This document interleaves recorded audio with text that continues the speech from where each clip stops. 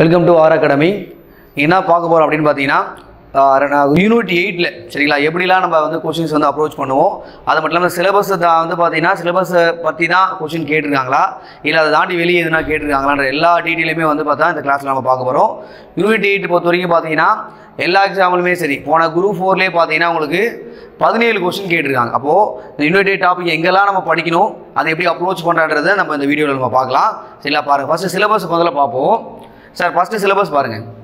தமிழ் சமுதாய வரலாறு அப்படின்னா என்ன? ஃபஸ்ட்டு வந்து தமிழ் சமுதாய வரலாறுன்றது பற்றி இப்போ சொல்லணும் அப்படின்னு பார்த்தீங்கன்னா, நம்முடைய முன்னோர்கள் சரிங்களா, சேர சோழ பாண்டியர்கள் சரிங்களா, அதுக்கடுத்து பல்லவர்கள், இவங்கெல்லாம் வந்து பார்த்தீங்கன்னா எப்படிலாம் வாழ்ந்தார்கள், அவங்களுடைய வணிகம் எப்படி இருந்தது சரிங்களா, அவருடைய பொருளாதார வாழ்க்கை எப்படி இருந்தது சரிங்களா, அது மட்டும் இல்லாமல் நம்ம தமிழருடைய பண்பாடுகள், சில சைவம் வைணவம் இதெல்லாம் நீங்கள் படிச்சிருப்பீங்க, அவருடைய பண்பாடு எப்படி இருந்தது, அவருடைய வாழ்க்கை முறை எப்படி இருந்தது சரிங்களா, அவங்களுடைய நினைவு சின்னங்கள் சொல்லுவாங்க, நினைவு கற்கள், இதெல்லாம் எங்கெல்லாம் கண்டுபிடிக்கப்பட்டது, இதெல்லாம் வந்து பார்த்தா தெளிவாக படிக்கணும். அது மட்டும் இல்லாமல் இசைக்கலை, நிகழ்கலை சரிங்களா, அவங்களுடைய பண்டிகைகள், முக்கியமான ஒரு திருவிழாக்கள், இதெல்லாமே நீங்கள் படித்தா மட்டும்தான் இதுக்கான ஆன்சரை நீங்கள் பண்ண முடியும். அது மட்டும் இல்லாமல் விருந்தோம்பல் பண்பு என்பது தமிழனுடைய ஒரு உயர்ந்த ஒரு பண்பு. அந்த பண்பு எங்கெல்லாம் சொல்லியிருக்காங்க, எந்த நூலில் சொல்லியிருக்காங்க, அந்த அளவுக்கு வந்து பார்த்தீங்கன்னா நீங்கள் என்ன பண்ணணும், இந்த தமிழ் சமுதாய வரலாறு என்ற விஷயத்தில் நீங்கள் படித்து வைக்கணும். அது மட்டும் இல்லாமல் திணைகள் வந்து 5 வகையில் படிச்சிருப்பீங்க.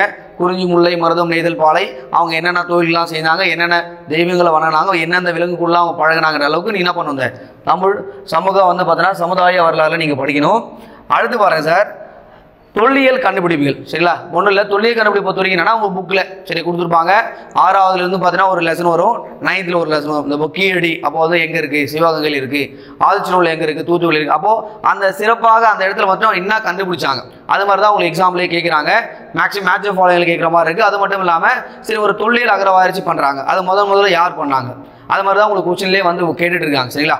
அப்போது 6வது புக்லேயும் 9th புக்லேயும் இருக்கிற டாப்பிக்கை நீங்கள் படித்தாவே போதும், இந்த தொல்லியல் கண்டுபிடிப்பு என்ற விஷயத்தை நீங்கள் என்ன பண்ணலாம், முடிச்சிடலாம் சரிங்களா.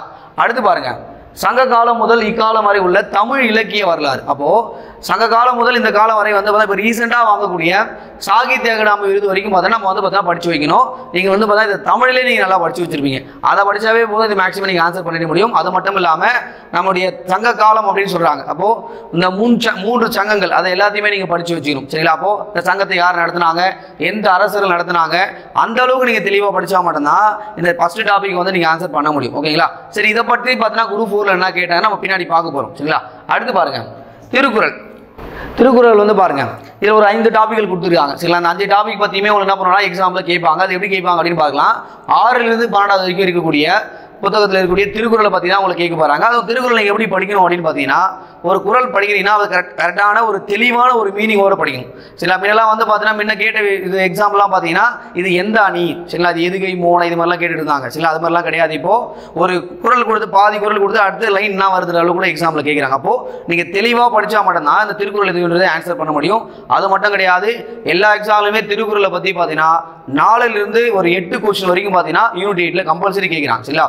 அப்போ இந்த குரூப் 4ல் போன வருஷம் அந்த குரூப் 4ல் என்ன கேட்டுக்கினார்கள் நம்ம பார்க்க போகிறோம் சரிங்களா. அடுத்து பாருங்கள், விடுதலை போராட்டத்தில் தமிழ்நாட்டினுடைய பங்கு, ஆங்கிலேயருக்கு எதிரான தொடக்க கால கிளர்ச்சிகள், விடுதலை போராட்டத்தில் பெண்களின் பங்கு சரிங்களா. இப்போ விடுதலை போராட்டத்தில் தமிழ்நாட்டினுடைய பங்கு என்பது என்னென்ன அப்படின்னு பார்த்தீங்கன்னா நீங்கள் படிச்சிருப்பீங்க. ஐஎன்சி வந்து 1885ல் ஸ்டார்ட் பண்ணாங்க. அப்போதுலேருந்து நம்ம தமிழ்நாட்டில் 1947 வரைக்குமே தமிழ்நாட்டில் என்ன நடந்தது, இங்கே முக்கியமான தலைவர்கள் நிறைய பேர் இருக்காங்க சரிங்களா. வஉசி, சுப்பிரமணிய சிவா சரிங்களா, இவங்களாம் என்ன பண்ணாங்க, இவங்களை பற்றி அவங்களுக்கு கொஸ்டின் கேட்க போகிறாங்க சரிங்களா. அது மட்டும் இல்லாமல் காமராஜர் என்ன பண்ணார், சத்தியமூர்த்தி என்ன பண்ணார், ராஜாஜி என்ன பண்ணார், இங்கே முக்கியமாக நடக்கக்கூடிய போராட்டங்கள் சரிங்களா. நீங்கள் சைமன் குடியிருப்பு போராட்டம், ஒத்தியாமை இயக்கம், உப்பு சத்தியாகிரகம், இதெல்லாம் யார் தலைமை ஏற்று நடத்தினாங்க, அதெல்லாம் நீல் சத்தியாகிரகம், இதெல்லாம் யார் தலைமை ஏற்று நடத்தினாங்கிற அளவுக்கு உங்களுக்கு எக்ஸாம்பிள் இதை கேட்பாங்க சரிங்களா. இது எல்லாமே வந்து பார்த்தீங்கன்னா நீங்கள் 10th புக்கில் வந்து படித்தாவே போதும் சரிங்களா. +1 +2 போய் படிக்கிறது இதெல்லாம் வேணாம். ஒரு குரூப் 4 ஸ்டாண்டர்ட் லெவல் பார்க்கும்போது என்ன பண்ணுவாங்கன்னா 6லேருந்து 10வது வரைக்கும் என்ன டேட்டா இருக்கோ அதை மட்டும் நீங்கள் தெளிவாக படித்தா போதும், நீங்கள் கண்டிப்பாக அதை ஆன்சர் பண்ணிட்டு போயிடலாம். அடுத்து பாருங்கள், ஆங்கிலேயர்களுக்கு எதிரான தொடக்க கால கிளர்ச்சிகள் அப்படின்னு கொடுத்துருக்காங்க. இப்போது தொடக்க கால கிளர்ச்சிகள் என்ன சொல்லுவோம் அப்படின்னு பார்த்தீங்கன்னா நம்ம புலிதேவர் சரிங்களா, வீரபாண்டிய கட்டபொம்மன், வேலு நாச்சியார், சின்ன மருது, பெரிய மருது, அவங்கள பற்றி கேட்கலாம், தீரன் சின்னமலை, இந்த 5 பேரை பற்றி படித்தாவே இந்த மேக்ஸிமம் தான் இதற்கான ஆன்சரை நீங்கள் பண்ணிடலாம் சரிங்களா. அது மட்டும் இல்லாமல் போன குரூப் 4ல் இவங்களை பற்றி மட்டுமே ஒரு 5 கொஸ்டின் கேட்டிருக்காங்க. அப்போது இந்த டாபிக் எனக்கு எந்த அளவுக்கு முக்கியத்துவம் கொடுத்து படிக்கணுன்றதை ஞாபகம் வச்சுங்க. இது எல்லாமே 10th புக்கு அண்ட் 8th புக்கில் படித்தாவே எங்களுக்கு போதும் சரிங்களா. அது மட்டும் இல்லாமல் 806 ரெவால்ட், அதாவது வேலூர் கிளர்ச்சி சரிங்களா, வேலூர் கழகத்தை பற்றி படித்தாலும் உங்களுக்கு கண்டிப்பாக கொஸ்டின் கேட்பாங்க. அதுக்கடுத்து பாருங்கள், விடுதலை போராட்டத்தில் பெண்களின் பங்கு, இது வந்து பார்த்தா தமிழிலும் கேட்பாங்க, இதுலையும் கேட்பாங்க. அப்போது அந்த பெண்களுடைய பங்குன்றதை நான் சொல்லும் போது ராணி மங்கம்மாள், வேலு நாச்சியார் அதுலேயும் நம்ம சொல்லிட்டோம் சரிங்களா. அவங்க கடலூர் அஞ்சலை அம்மாள், அபுஜித் அம்மாள் சரிங்களா. அதுக்கடுத்து வந்து மூவலூர் ராமாமிர்த அம்மையார், தர்மம்மாள், முத்துலட்சுமி, மொத்தம் ஒரு டோட்டலாக பார்த்தீங்கன்னா ஒரு 8-9 பேர் தான் இருக்காங்க. அவங்கள பற்றி படித்தாவே உங்களுக்கு ஒரு கொஸ்டின்லேருந்து 2 கொஸ்டின் பார்த்தீங்கன்னா கம்பல்சரி இதெல்லாம் பண்ண முடியும், ஆன்சர் உங்களால் பண்ண முடியும். அப்போ இதுவும் வந்து பார்த்தீங்கன்னா என்ன இருக்குது, புக்கில் தான் இருக்குது சரிங்களா. வெளியே போய் தேடி படிக்க வேண்டிய அவசியம் கிடையாது. இது வந்து பார்த்தீங்கன்னா ஓல்டு பழைய புக்கில் இருக்குது.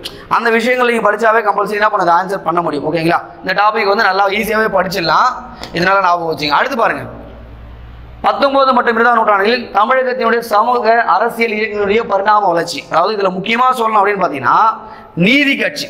இந்த நீதி கட்சி பற்றி பார்த்தீங்கன்னா கம்பல்சரி சில 1-2 கொஸ்டின் கம்பல்சரி உங்களுக்கு கேட்பாங்க. அது மட்டும் இல்லாமல் இதிலிருந்து தோன்றப்பட்டதான் திராவிட கட்சிகள் சரிங்களா. திராவிட கழகம், திராவிட முன்னேற்ற கழகம், அண்ணா திராவிட முன்னேற்ற கழகம் எல்லாத்தினுடைய தாய் கட்சியை எதிர்க்கிற நீதி கட்சி தான் இருக்குது. அந்த நீதி கட்சியில் வந்து கொண்டு வரப்பட்ட திட்டங்கள் நீங்கள் தெளிவாக படித்தாக போது அதுக்கான ஆன்சர் நீங்கள் பண்ண முடியும். அது மட்டும் இல்லாமல் தந்தை பெரியார் அண்ணா 2 பேர் பற்றியுமே கரெக்டாக தெளிவாக கொடுத்துருக்காங்க பாருங்க. அப்போது இவங்க 2 பேர் பற்றியுமே கம்பல்சரி எந்த எக்ஸாம் எடுத்தாலும் கொஸ்டின் இருக்கும். அப்போ தந்தை பெரியார் அண்ணாவை பற்றி என்ன பண்ணணும், நீங்கள் தெளிவாக டீட்டெயிலாக படித்தா மட்டும் தான் உங்களால் ஆன்சர் பண்ண முடியும்.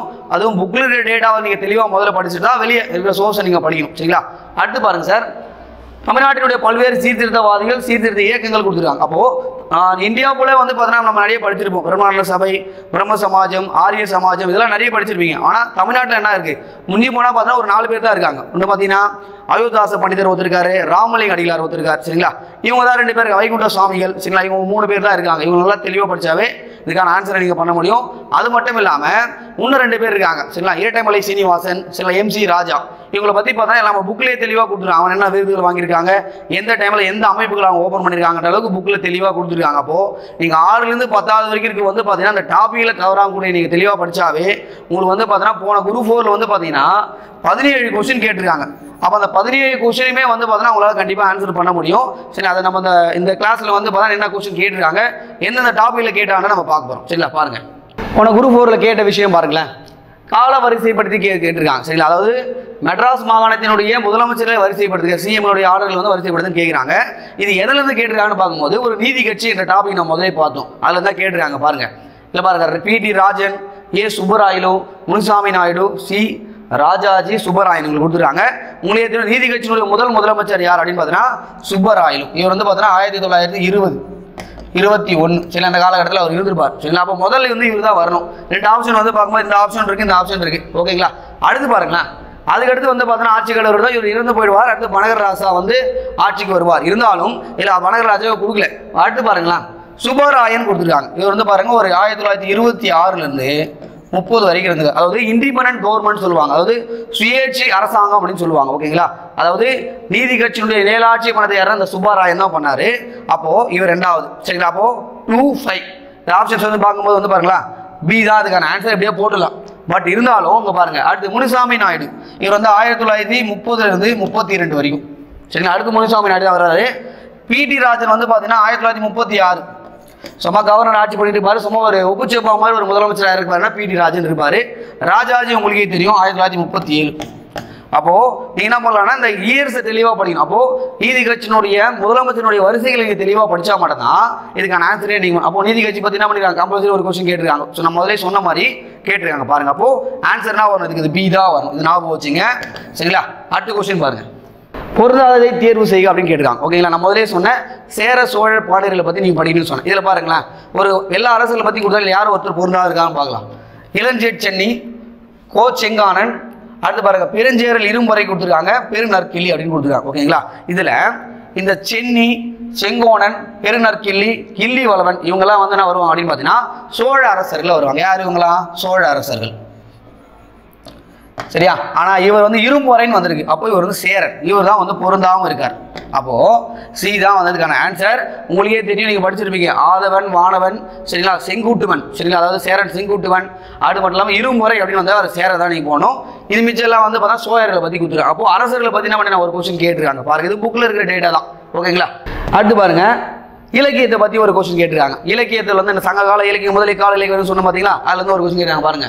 கீழ்கண்ட வாக்கியங்களில் சங்கம் அறிவிய காலத்தினுடைய சான்று கேட்டிருக்காங்க. ஃபர்ஸ்ட் சங்கம் அறிவிய காலம்னா என்ன? சங்கம் அறிவிய காலம் என்பது கிபி 3லிருந்து சரிங்களா கிபி 6 வரைக்கும், அதாவது தமிழ்நாட்டில் களப்பிரர்களுடைய ஆட்சி நடந்த காலகட்டத்தில் இருண்ட கால ஆட்சின்னு சொல்லுவாங்க. அந்த ஆட்சி காலத்தில் உடைய நூல்கள்லாம் என்ன சொல்லுவாங்க, கீழ்கணக்கு நூல்கள் அப்படின்னு சொல்லுவாங்க. என்ன நூல்கள் இது, கீழ்கணக்கு நூல்கள்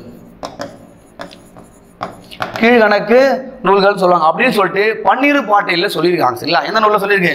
பன்னிரு பாட்டியல். பன்னிரு பாட்டியல்ல சொல்லியிருக்காங்க. அப்போ அந்த காலத்தில் எழுதப்பட்டது எல்லாமே என்னது? கீழ்கணக்கு நூல்கள் அப்படின்னு சொல்லியிருக்காங்க. அப்போ அங்கே பாருங்க, பார்க்கும்போது 18 நூல்களை உள்ளடக்கிய 17 கீழ்கணக்கு நூல்கள் பெரும்பாலும் ஒழுக்க நெறிகளை பற்றி சொல்லு. கரெக்ட் தான், ஒழுக்க நெறிகளை பற்றி தான் அது சொல்லுது. ஃபர்ஸ்ட் விஷயம் ரைட்டு. அடுத்து பாருங்க, அவர்கள் திருக்குறள் நாலடியாரும் முதன்மையானவை அப்படின்னு சொல்லியிருக்காங்க. அப்போ ரெண்டையுமே முதன்மையானதான். கரெக்டாக உங்களுக்கே தெரியும், திருக்குறள் வந்து பார்த்தீங்கன்னா நாலடியார்னா சொல்லுவாங்க, குட்டி திருக்குறள் கூட சொல்லுவாங்க. அப்போ ஆளும் வேலும் பல்லு குருதி நாலும் இரண்டும் சொல்லு குறின்னு சொல்லுவாங்க. அப்போ நாலும் இரண்டும் என்ற மீனிங் எதை சொல்லுது? நாலு என்றால் நாலடியார், இரண்டு என்றால் எதை சொல்லுது? திருக்குறள் சொல்லுது. ஓகேங்களா? இன்னொரு வசனம் கூட சொல்லுவாங்க. சரிங்களா? பழம்பெருமை, சரிங்களா, பழம் தமிழ் பெருமை அப்படின்னு சொல்லுவாங்க, நாலு இரண்டில் அப்படின்னு சொல்லுவாங்க. அப்போ அந்த வார்த்தை கூட வந்து பார்த்தீங்கன்னா எதை சொல்லுது? இங்கே நாலடியார் தான் சொல்லுது, நாலடியார் திருக்குறள் தான் சொல்லுது. அப்போ இது வந்து 17 கீழ்கணக்கு நூல்ல இது ஒன்று. ஓகேங்களா? இது ரைட்டான விஷயம். அடுத்து பாருங்க, சிலப்பதிகார மணிமேகலை பண்பாடு மற்றும் சமயத்தை பற்றி கூறுகிறது அப்படின்னு சொல்லி கொடுத்துருக்காங்க. ஓகேங்களா? நீங்க சிலப்பதிகாரம் படிச்சிருப்பீங்க. சிலப்பதிகாரம் என்பது ஒரு சமண காப்பியம், மணிமேகலை என்பது ஒரு பௌத்த காப்பியம். ஓகேங்களா? அந்த மணிமேகலையாவது வந்து ஒரு சில குறிப்பிட்ட இடத்துல வந்து பார்த்தீங்கன்னா சமயத்தை பற்றி சொல்லியிருப்பாங்க. ஆனால் சிலப்பதிகாரத்தில் எந்த இடத்துலையுமே வந்து பார்த்தீங்கன்னா சமயத்தையும் பண்பாட்டை பற்றி சொல்லியிருக்கலாம், ஆனால் சமயத்தை பற்றி சொல்லியிருக்க மாட்டாங்க. அப்போ இந்த கூற்று வந்து தவறான ஒரு கூற்று. அப்போ நம்ம ஆன்சர் வந்து பார்க்கும்போது பாருங்க, பாரு சி தான் அதுக்கான ஆன்சர். ஓகேங்களா? அப்போ வந்து இலக்கியத்தை பற்றி என்ன பண்ண ஒரு கொஸ்டின் கேட்டிருக்காங்க பாருங்க. அடுத்த கொஸ்டின் பாருங்க. அடுத்த கொஸ்டின் பாருங்க, காலவரிசை பற்றி கொடுத்துட்டாங்க. நான் முதலே சொன்ன விஷயம் தான், ஆங்கிலேயனுடைய தொடக்க கால கிளர்ச்சிகள் ஒரு விஷயம் வந்து டாபிக்காக இருந்தது. அந்த டாபிக்ல தான் கேட்டிருக்காங்க பாருங்க. புலிதேவருடைய இறப்பு, சரிங்களா, எந்த வருஷம் நடந்தது?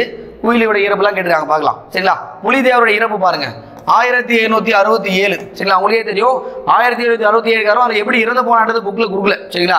அது கேப்டன் கேம்பலுக்கு வந்ததுக்கு பாருங்க, அட்டாக் பண்ணுறதுக்கு இவர் எங்கே போனார்னே தெரியல. அப்போ கடைசி இயர் வந்து 1767. அடுத்து பாருங்க, இந்த குயிலி உங்களுக்கே தெரியும். சரிங்களா? வேலு நாச்சியாருடைய பெண் பிரிவினுடைய தளபதியாக இருந்திருக்காங்க 1780. அதாவது காளையார் கோவில் வந்து கைப்பற்றப்படும். அப்போ என்ன பண்ணாங்க? தற்கொலை படை தாக்குதல் நடத்தி அங்கே இருக்கக்கூடிய ராணுவ தளவாடத்தை என்ன பண்ணுவாங்க? அழிச்சிருப்பாங்க. அப்போ 1780 நம்ம இருந்து போயிருக்காங்க. அடுத்து பாருங்க, கட்டபொம்மன் 1799. சரிங்களா? டேட் ரொம்ப முக்கியம். அக்டோபர் 16, சில புக்கில் 17 கொடுத்துருப்பாங்க. ரெண்டுமே ஞாபகம் வச்சுங்க. கயத்தாறு கோட்டையில் தூக்கில் போட்டிருப்பாங்க. அப்போ 1799. மருதுசுவர்கள் எப்போ? 1801. சரிங்களா? அக்டோபர் 24 டேட் வந்து ரொம்ப முக்கியமான விஷயம், மறக்கக்கூடாது. ராமநாதபுரம் திருப்பத்தூர் கோட்டையில் அவங்கள போட்டிருப்பாங்க தூக்கில். அப்போ இந்த ஆப்ஷன்ஸ் வந்து பார்க்கும்போது பாருங்களேன், 1 2 3 4 தான் அதுக்கான ஆன்சர். ஓகேங்களா? அப்போ பி தான் அதுக்கான ஆன்சர். அப்போ இவங்களை பற்றி கம்பல்சரி நம்ம நான் கொஸ்டின் கேட்பான்னு சொன்னேன், கண்டிப்பாக கேட்டிருக்காங்க பாருங்க. அடுத்த கொஸ்டின் பாருங்க, தமிழ்நாட்டினுடைய முதல் பெண் மருத்துவர் யார் அப்படின்னு கேட்டிருக்காங்க. அப்போ தமிழ்நாட்டினுடைய விடுதலை போராட்ட பெண்களின் மர்மம் ஒரு விஷயம் சொல்லும்போது முத்துலட்சுமி ரெட்டி பற்றி நம்ம சொல்லணும். அவங்கள பற்றி தான் கேட்டிருக்காங்க பாருங்க. முதல் பெண் மருத்துவர் யார்? முத்துலட்சுமி ரெட்டி. நம்ம தர்மம்மாள் பற்றி சொன்னேன், அவங்கள பற்றி கேட்டிருக்காங்க. மூலர் ராமாமிர்தம் பற்றி கேட்டிருக்காங்க, பண்டித ராமாபாய் பற்றி கேட்டிருக்காங்க. ஓகேங்களா? அப்போ அந்த முத்துலட்சுமி ரெட்டி வந்து பார்த்தீங்கன்னா என்ன பண்ணாங்க? முதல் பெண் மருத்துவர் இவங்க தான். இப்போ எந்த காலேஜில் இவங்க படித்தாங்க? 1917 மெட்ராஸ் மருத்துவக் கல்லூரியில் படித்தாங்க. மெட்ராஸ் மருத்துவக் கல்லூரி. அங்கே என்ன பண்ணுறாங்க? நம்ம வந்து டாக்டரேட் வந்து படிக்கிறாங்க. அது மட்டும் இல்லாமல் உங்களுக்கே தெரியும், தமிழக சட்ட மேலவை உறுப்பினராக 1926 அந்த காலகட்டத்தில் தேர்வு செய்யப்படுவார்.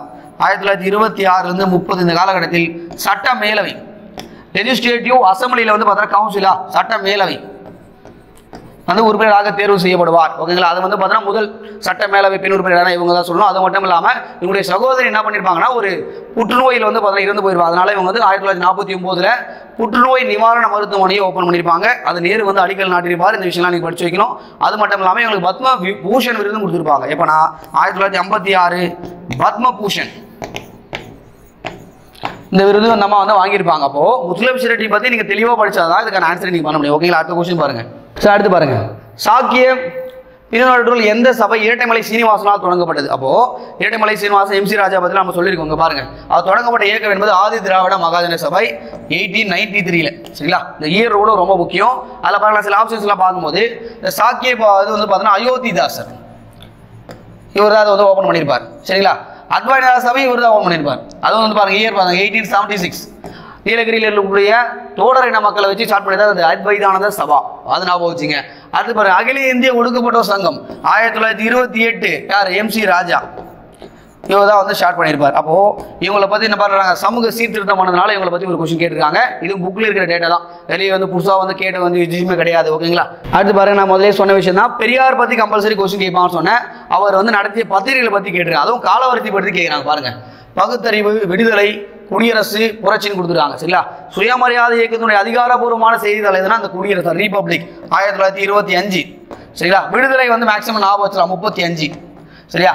அடுத்து பாருங்களா, புரட்சி 1933. சரிங்களா? 34 என்பது பகுத்தறிவு. அப்போ ஆப்ஷன் வந்து பார்க்கும்போது என்ன வரும் பாருங்க, 3. சரிங்களா? 3, 4, 1, சரிங்களா 2. அப்போ பி தான் அதுக்கான ஆன்சர். அப்போ இந்த மாதிரி வந்து பார்த்தா பெரியார் பத்தி வந்து இந்த மாதிரி கேட்டிருக்காங்க. அது மட்டும் இல்லாம இவர் இன்னொரு பத்திரிகை நடத்தியது, என்ன பத்திரிகை, ரிவோல்ட். இந்த ரிவோல்ட் பத்திரிகை எப்போ நடத்தினார்? 1928. இது ஒரு ஆங்கில பத்திரிகை. ஓகேங்களா? அது ஞாபகம் வச்சுங்க. அப்போ பெரியார் பத்தி கொஸ்டின் கேட்டிருக்காங்க. அடுத்த கொஸ்டின் பாருங்க, ஒரு கூற்று ஸ்டேட்மெண்ட் மாதிரி கேட்டிருக்காங்க. இது நான் நார்மலாக வந்து பார்த்தீங்கன்னா நீங்க படிக்கும் போதே பண்ணலாம் ஆன்சரை. பாருங்க, இந்திய பாரம்பரியம் என்பது விருந்தோம்பல், ஈகை, நட்பு, அன்பு, பெற்றோரை மற்றும் பெரியவர்களை மதித்தல் மற்றும் சகிப்பு தன்மையை வந்து வலியுறுத்துவதாகும். கரெக்டான ஒரு விஷயம் தான். நம்முடைய பாரம்பரியம் என்பது இதுதான்.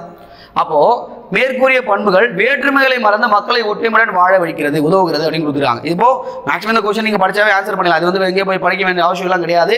கூற்று காரணம் சரியான விளக்கம். சரிங்களா? ஏதா அதுக்கான ஆன்சர். ஓகேங்களா? அடுத்த கொஸ்டின் பாருங்க, தந்தை மகர் காற்றும் நன்றி எனும் திருக்குறளின்படி தந்தை மகனுக்கு செய்யக்கூடிய நன்றி எது? அப்போ ஒரு வந்து பார்த்தீங்கன்னா ஒரு தந்தை மகனுக்கு என்ன செய்யணும் அப்படின்னு சொல்லிட்டு இந்த கொஸ்டின் கேட்டிருக்காங்க. பாருங்க, அவையில் முந்திருக்க செய்தல், செல்வத்தில் முந்திருக்க செய்தல், குடிப்பெருமையில் முந்திருக்க செய்தல், நேர்மையில் முந்திருக்க செய்தலாம். அப்போ இதுல பாருங்களேன், தந்தை வந்து மகர் காட்டும் நன்றி என்பது என்ன சொல்றாங்க பாருங்க, தந்தை மகர் காட்டும் நன்றி அனைத்தும் முந்தி இருப்ப செயல். அதாவது அவையத்து முந்திருப்ப செயல். இங்க அவை என்றால் என்ன அப்படின்னா, ஒரு தந்தை வந்து பார்த்தீங்கன்னா தன்னுடைய மகனுக்கு நல்ல ஒரு கல்வியை அளிக்க வேண்டும். அதாவது அவையில் முந்திருக்க செய்ய வேண்டும். அதாவது கல்வி கூடங்களில் அவனை முந்திருக்க செய்ய வேண்டிய எல்லா வேலையும் யார் செய்யணும்? அப்பா செய்யணும். அதான் அதெல்லாம் சொல்றாங்க தந்தை மகர் காற்றும் நன்றி. அப்போ இந்த குறளுடைய லைனை நீங்க படிச்சிருந்தா மட்டும்தான் இதுக்கான ஆன்சரே நீங்க பண்ண முடியும். ஏன்னா என்ன பண்ணுவோம், நம்ம இது எல்லாமே மேட்ச் ஆகிற மாதிரி தான் இருக்கு. செல்வத்தில் முந்திருப்பானா இல்லை நேர்மையில முந்திருக்கணுமா, அதே மாதிரி நம்ம ஆன்சர் பண்ணிட்டு போக முடியும். ஆனால் இந்த குறள் நீங்க படிச்சாதான் ஆன்சர் பண்ண முடியும். அப்போ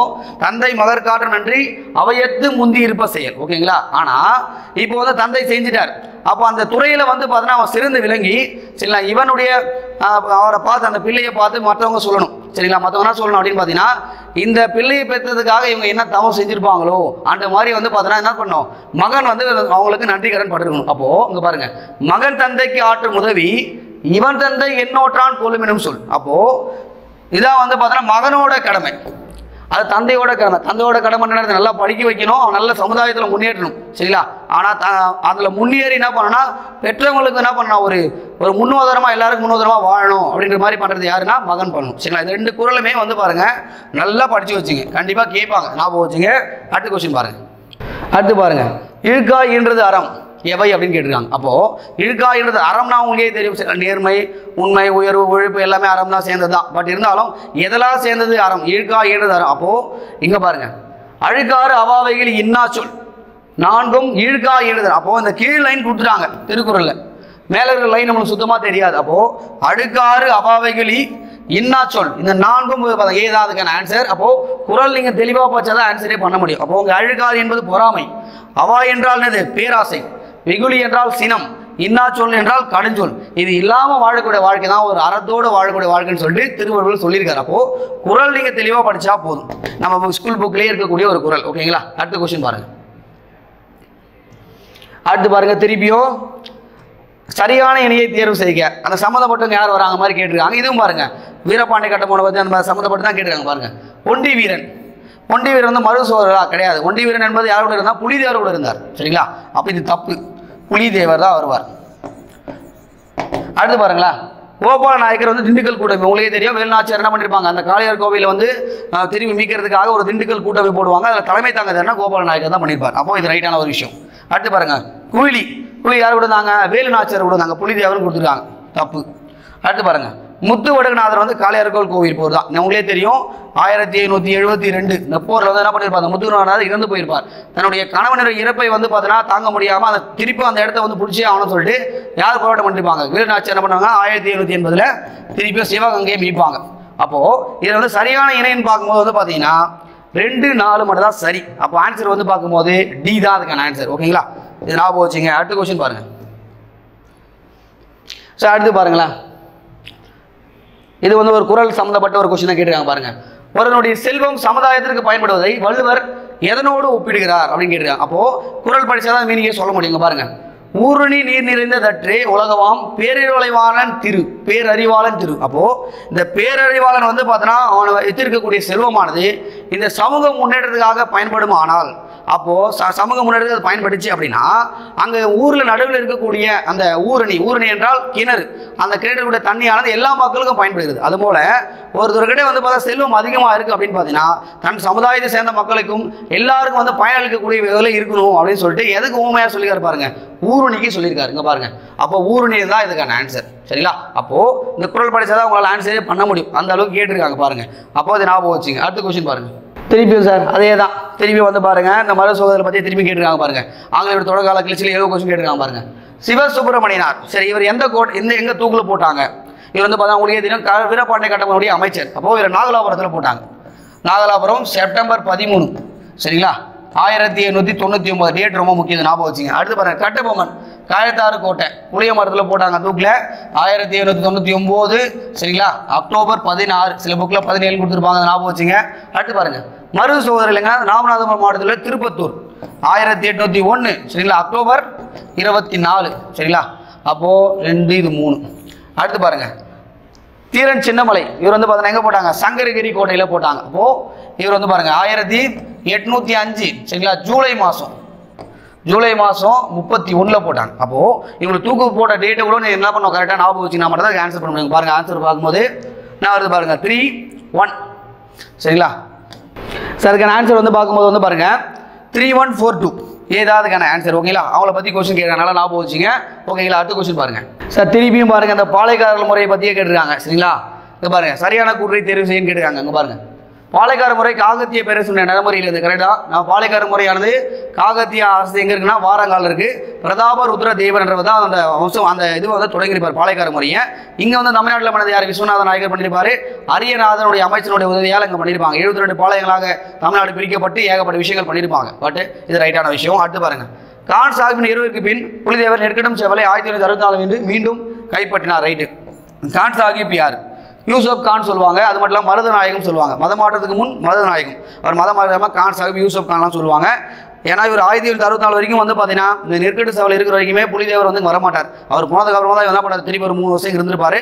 திரும்ப கேப்டன் கேம்பில் வந்திருக்காரு, திரும்பவும் துரத்தடிக்கப்படுவார். ஓகேங்களா? அப்போ இது ஒரு ரைட்டான ஒரு விஷயம் தான். அடுத்து பாருங்க, கம்பெனி நிர்வாகத்திற்கு தகவல் அளிக்காமல் பாளையக்காரர்களே பேச்சுவார்த்தையில் ஈடுபட்டால் யூசுப் கான் துரோகி என்று குற்றம் சுமத்தப்பட்டு 1864 தூக்கிலப்பட்டார். ஆங்கிலேயனுடைய முகவராக தான் நீங்கள் போய் இந்த போரில் சண்டை போட்டேன். ஆனால் என்ன பண்ணுறேன், எங்களே கேட்காம இவங்களை கூட்டு சமாதான பேச்சுவார்த்தை பண்ணது வந்து பார்த்தா ரொம்ப தப்புன்றதுக்காக இவங்களை தூக்கில் போட்டாங்க. அப்போது இது ரைட்டான ஒரு விஷயம். அடுத்து பாருங்க, ஒண்டி வீரன் கட்டபொம்மனுடைய படைப்பிரிவில் ஒன்றை தலைமையேற்று வழிநடத்தினார் அப்படின்னு கொடுத்துருக்காங்க. அப்போது இங்கே பாருங்களா, ஒண்டி வீரன் வந்து புலிதேவரை கூட தான் இருந்தார், கட்டபொம்மனுக்கு கிடையாது. அப்போது இந்த விஷயம் மட்டும் தான் தப்பு. ஆன்சர் கீ வந்து பார்க்கும்போது என்ன வரும்? 1, 2, 3, சரிங்களா. பி தான் அதுக்கான ஆன்சர். ஓகேங்களா? ஞாபகம் வச்சுங்க. சார் அடுத்து பாருங்கள் சார், அகர்வாய்ச்சி பற்றினு கேட்பாங்கன்னு சொன்னேன். அது மேட்ச் ஃபாலையில் கேட்டிருக்காங்க பாருங்கள். கீழடி எங்கே வரும்? சிவகங்கை. அடுத்து கொற்கை வந்து அது தூத்துக்குடி, ஆதிசிநல்லூரும் தூத்துக்குடி தான், சரிங்களா. அடுத்து பாருங்கள், கங்கை கொண்ட சோழபுரம் அரியலூர் டிஸ்ட்ரிக்டில் இருக்காது, சரிங்களா. அடுத்து பாருங்கள், இந்த குறும்பன் மேடு இது வந்து தஞ்சாவூர். அப்போ ஆன்சருக்கு வந்து பார்க்கும்போது என்ன வரும் பாருங்க, 4, 4, 1, 2, 3 சீதா அதுக்கான ஆன்சர். ஓகேங்களா? அதை ஞாபகம் வச்சுங்க. அடுத்த கொஸ்டின் பாருங்க. அடுத்து பாருங்க, திருப்பி ஒரு குறள் சம்மந்தப்பட்டு கேட்டிருக்காங்க பாருங்க.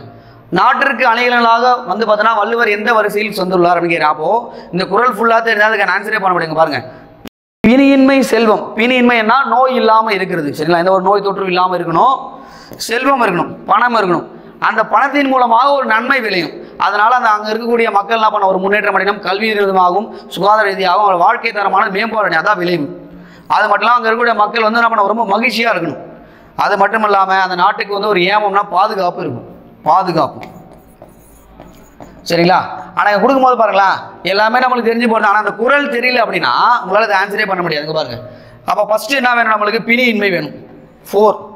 அடுத்து பாருங்க, ரெண்டாவது என்ன வேணும்? செல்வம், 4, 1 அப்படின்னு வருது பாருங்க. எது வருது பாருங்க? 4, 1 ஒரே ஆப்ஷன் தான் முடிஞ்சு போச்சு. 4, 1, 5 5 என்னது? விளைவு. அடுத்து பாருங்க, இன்பம். அடுத்து என்னது? இது, சரிங்களா. அப்போ வந்து ஆன்சர் பண்ணும்போது பிணியின்மை, செல்வம், விளைவு, இன்பம், ஏமம், அணி என்ப நாட்டின். அப்போ ஒரு நாட்டுக்கு வந்து அணியை அழகாக எதை சொல்கிறார் பாருங்க, நோய் இல்லாமல் இருக்கணும், செல்வம் இருக்கணும், அதனால் ஒரு நன்மை பழகணும், அது மட்டும் இல்லாமல் இன்பமாக இருக்கணும், மகிழ்ச்சியாக இருக்கணும், ஏமம்னா பாதுகாப்பு இருக்கணும். இதான் சொல்கிறார் வள்ளுவர். இந்த கொஸ்டின் ஞாபகம் வச்சுங்க. அடுத்து பாருங்க, ஒரு திருப்பி ஒரு குறள் பற்றி கேட்டிருக்காங்க பாருங்க. ஒருவருக்கு சிறந்த அணிகலனாக இருப்பவை என வள்ளுவர் எவற்றை குறிப்பிடுகிறார் அப்படின்னு கேட்டிருக்காங்க. அப்போது அவர் 2 விஷயம் தான் சொல்ல வராங்க. பணிவுடையன் இன்சொல் ஆதல் ஒருவருக்கு அணியெல்லாம் மற்ற பிற. ஒருத்த வந்து பார்த்தீங்கன்னா ஒரு பணிவோடு பேசணும், பணிவோடு நடந்துக்கணும். அது மட்டும் இல்லாமல் இன்சொல்களை பேசணும். அப்போ பணிவு என்றால் பெரியவங்களை பார்த்து அவன் என்ன பண்ணணும், மதிக்கணும், இன்சொல்கள் பேசணும். சரிங்களா? அப்போது இது மாதிரி பேசுகிறவன் தான் அவனுக்கு சிறந்த அணி. மிச்சம் எல்லாம் வந்து பார்த்தீங்கன்னா உடை அலங்காரம் எல்லாம் பெருசாக இருந்தால் கூட அவன் வந்து பார்த்தீங்கன்னா ஒரு நல்ல மனிதனுக்கு வந்து அழகு இல்லைன்னு சொல்லிட்டு யார் சொல்லியிருக்காரு அப்படின்னு பார்த்தீங்கன்னா வள்ளுவர் சொல்லியிருக்காரு. அப்போது பணிவும் இன்சொல்லும் தான் வந்து பார்த்தீங்கன்னா ஒரு சிறந்த அணி. மிச்ச ஆடம்பர வாழ்க்கையோ இல்லை சொகுசு வாழ்க்கை எதுவுமே வந்து பார்த்தீங்கன்னா ஒரு சிறந்த அணி இல்லை என்று சொல்லிட்டு சொல்லியிருக்காரு வள்ளுவர். அப்போது இந்த குறள் உங்களுக்கு தெரிஞ்சால் தான் அதுக்கு ஆன்சர் பண்ண முடியும். இதை ஞாபகம் வச்சுங்க. ஓகேங்களா? சரி, ஓகே சார். அப்போது நம்ம பாருங்கள், இந்த இதில் நான் சொன்ன விஷயம் தான் முதல்ல சொன்ன விஷயமா தான் எல்லாமே கேட்டிருக்காங்க. அப்போது எல்லாமே புக்கில் தான் கேட்டிருக்காங்க. புக்கை தாண்டி எதுவும் வெளியே போகல. இல்லை குறும்பன் பேடு மட்டும்தான் வந்து பார்த்தீங்கன்னா அந்த அகர்வாராய்ச்சியில் ஏதோ ஒரு விஷயம் மட்டும் வெளியே கேட்டுருக்காங்க. அதாவது மிச்சம் எதுவுமே உங்களுக்கு வந்து வெளியே போகல. அப்போது அது மட்டும் இல்லாமல் இந்த அகர்வாராய்ச்சியை பற்றி வேறு என்ன கேட்பாங்க அப்படின்னு பார்த்தீங்கன்னா நீங்கள் டெய்லியுமே வந்து நியூஸ் பேப்பர் படிக்கணும். சரிங்களா? அந்த ரீசனாக வந்து அங்கங்கே அகர்வாராய்ச்சிகள் பண்ணிகிட்டு இருக்காங்க. அப்போ என்னன்னா இந்த கட்டத்தில் அகர்வாட்சிகள் போயிட்டுருக்கு. சரிங்களா? அது மட்டும் இல்லாமல் ரீசெண்டாக நடுக்கற்கள்லாம் எங்கே கண்டுபிடிச்சாங்க? நிறைய வந்து நடுக்கற்கள் வந்து திருவண்ணாமலை மாவட்டம் தான் கண்டுபிடிச்சிருக்காங்க. அதெல்லாம் நீங்கள் படித்து வச்சுக்கணும். அதுவும் இல்லாமல் அந்த கலையெழு வள்ளல்கள் அதெல்லாம் எந்தெந்த மலையை ஆட்சி செஞ்சாங்க அந்த அளவுக்கு நீங்கள் படித்தா மட்டும்தான் இந்த யூனிட் 8ல் ஓப்பனாக சொல்லணும் அப்படின்னு பார்த்தீங்கன்னா எல்லாமே புக்கில் தான் கேட்க போகிறாங்க. ஒரு 15லேருந்து 20 கொஸ்டின் எப்பவுமே எல்லா எக்ஸாம்பிளுமே கேட்குறாங்க. எவ்வளோ கொஸ்டின் கேட்குறாங்க? 15லேருந்து 20. நான் சொன்னது வந்து குரூப் 4க்கும் 2Aக்கும் நான் சொல்கிறேன். சரிங்களா? அதுவே நீங்கள் குரூப் 1லாம் போனீங்கன்னா உங்களுக்கு கண்டிப்பாக 25+ கொஸ்டின் வந்து கேட்பாங்க. குரூப் 1ல் வந்து பார்த்தீங்கன்னா குரூப் 4ல் வந்து நான் சொல்லிட்டேன் 15லேருந்து 20 கொஸ்டின் எதில் கேட்க போகிறேன். அதான் வெயிட்டேஜ். அப்போது தமிழ் இம்பார்ட்டன்ஸ். அடுத்து பார்த்தா மேக்ஸ் கொடுக்க போகிறீங்க. அடுத்து என்ன பண்ணணும், யூனிட் 8 நல்லா படித்தா மட்டும் தான் உங்களால் இந்த எக்ஸாமை வந்து கிளியர் பண்ண முடியும். ஓகேங்களா? சரி, ஓகே சார். ஓகே, பாய்.